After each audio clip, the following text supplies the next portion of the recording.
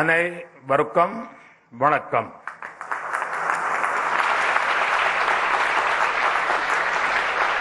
First of all,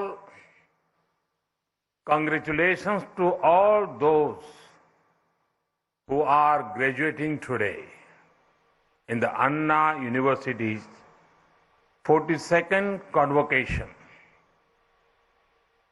You would have already built a future of yourself in your minds. Therefore, today is not only a day of achievements, but also of aspirations. I wish that all the dreams of our youth come true. This is also a special time for teaching staff and non-teaching staff, support staff at Anna University. You are nation builders who are creating the leaders of tomorrow. You have seen many batches come and go, but each batch is unique. They leave their own set of memories. I specifically wish the parents of those who are graduating today. Your sacrifices have been crucial to your child's achievement. Today, we are here to celebrate the achievements of our youth in the vibrant city of Chennai.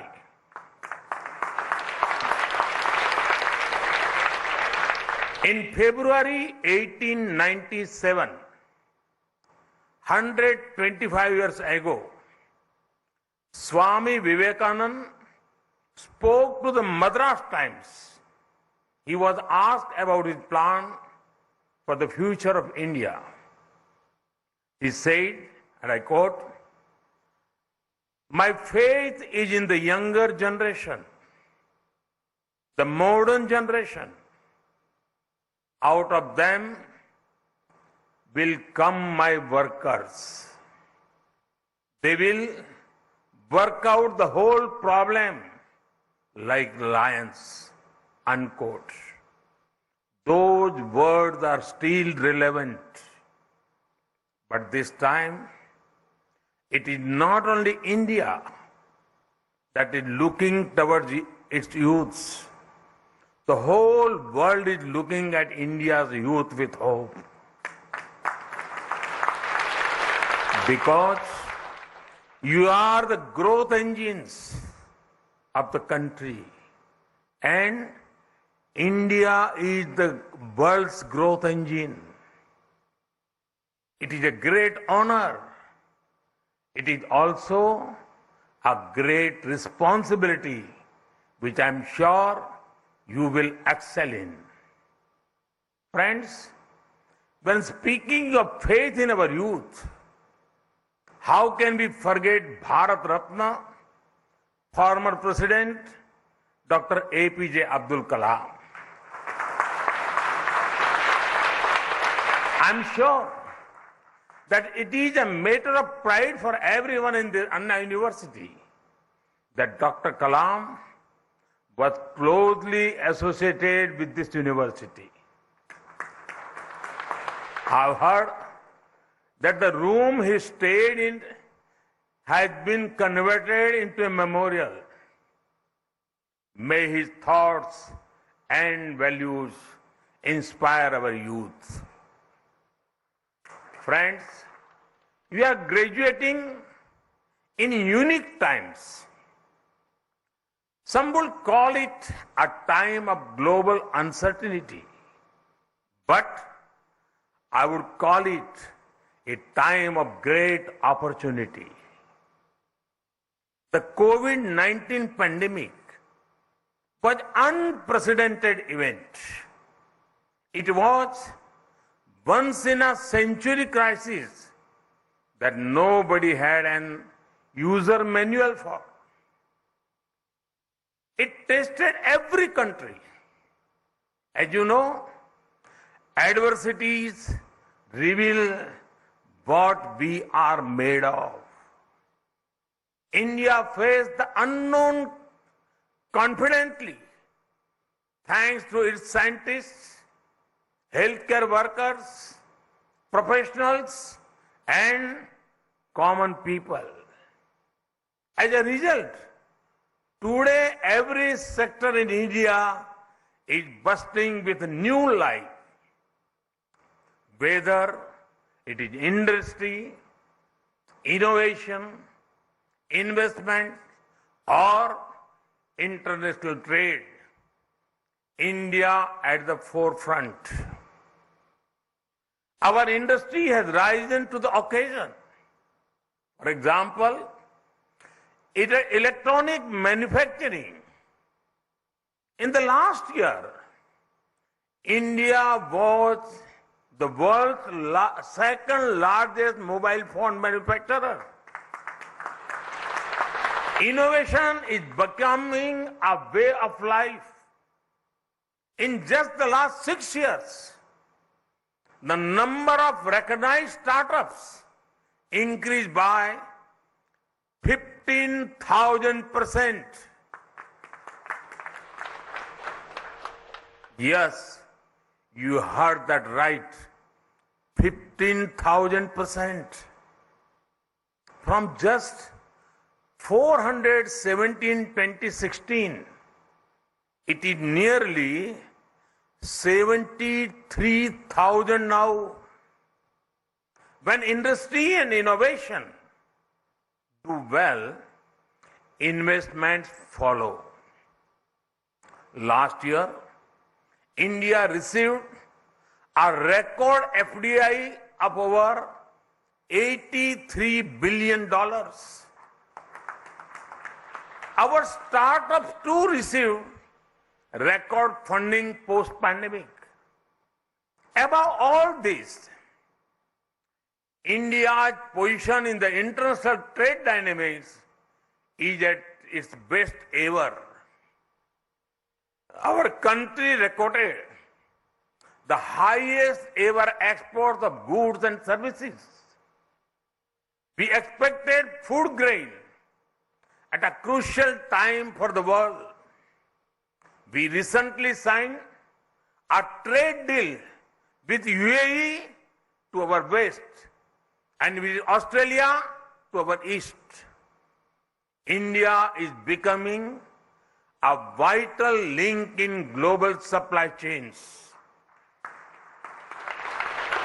We have the chance to make the greatest impact now as India is converting obstacles into opportunities. Friends, most of you have studied in streams related to engineering or technology. In this era of tech-led disruptions, there are three important factors in your favor.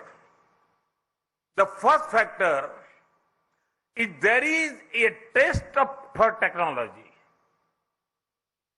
There is a growing sense of comfort with the use of technology. Even the poorest of the poor are adapting to it. Farmers use apps to get information about markets, weather, and prices. Homemakers are using technology to make their lives easier. Children are learning using technology. Small vendors are using digital payments. If you give them cash, some of them will actually tell you they prefer digital. India is the world leader in digital payments and fintech. A huge market for technological innovations is waiting for you to do your magic. The second factor is there is trust in risk takers. Earlier, at social occasions, it was difficult for a youngster to say he or she was an entrepreneur. People used to tell them to get settled, meaning get a salaried job. Now, the situation is opposite. People ask whether you have tried to start something on your own. Even if one is working in a job, it is seen a closer to work for startups. The rise of risk takers means two things for you. You can take risks on your own, or you can build upon the opportunities created by others.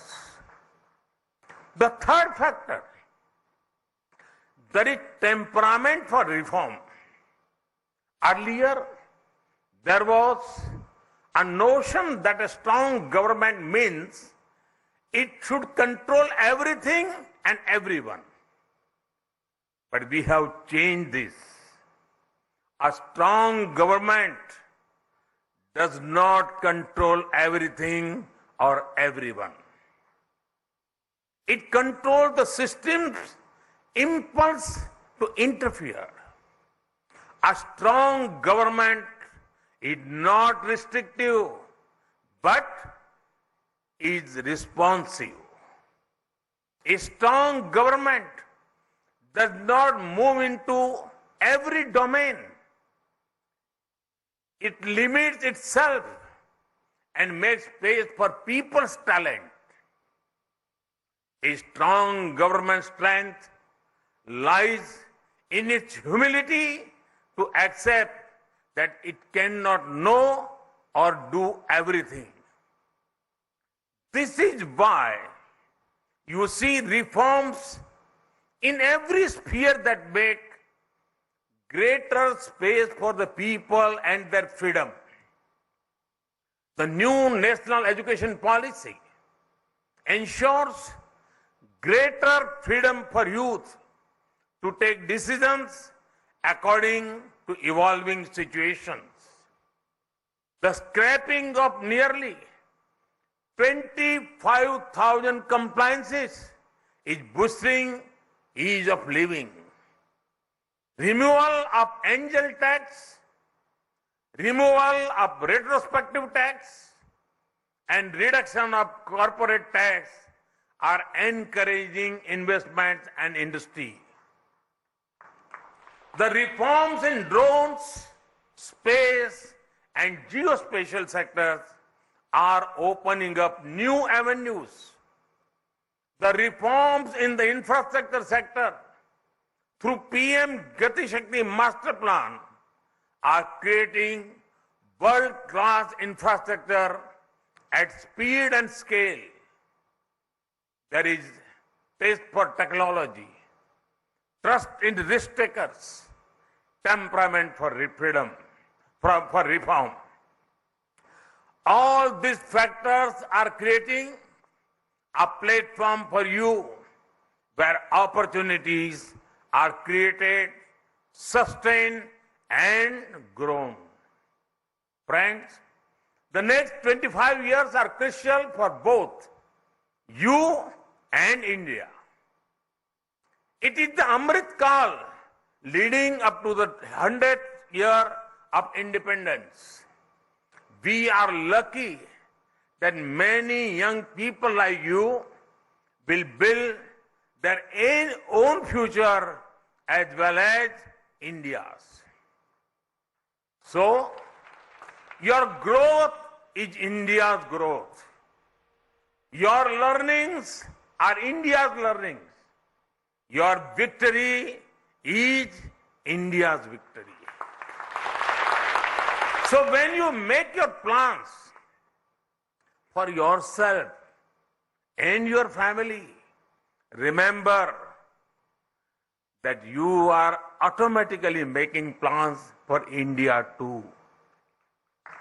It is a historic opportunity that only your generation has. Take it and make the best out of it.